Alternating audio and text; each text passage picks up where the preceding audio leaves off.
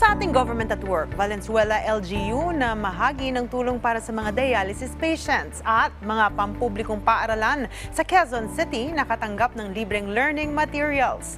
Si Maris Rico sa detalye. Rise and shine, Maris. Sa pagnanais na maibsan ang pasanin ng mga Valenzuelano sa kanilang mga medikal na pangangailangan, nagpaabot ang lokal na pamahalaan ng Valenzuela ng tulong pinansyal para sa medikal na gamutan ng mga residente. Isinagawa ito sa tulong na rin ng City Social Welfare and Development Office kung saan nakatanggap ng tulong pinansyal ang bawat benepisyaryo sa ilalim ng Medical Assistance Payout.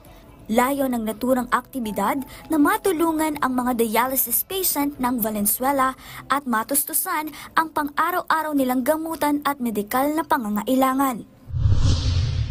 Libreng learning materials naman ang ipinamahagi ng Quezon City Government sa mga pampublikong paaralan sa lungsod.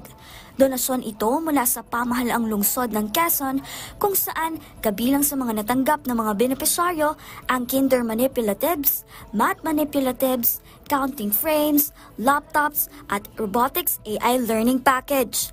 Para ito sa mga mag-aaral sa public schools sa lungsod na layong mabigyan sila ng karagdagang kagamitan na makatutulong sa kanilang pag-aaral at pagkatuto.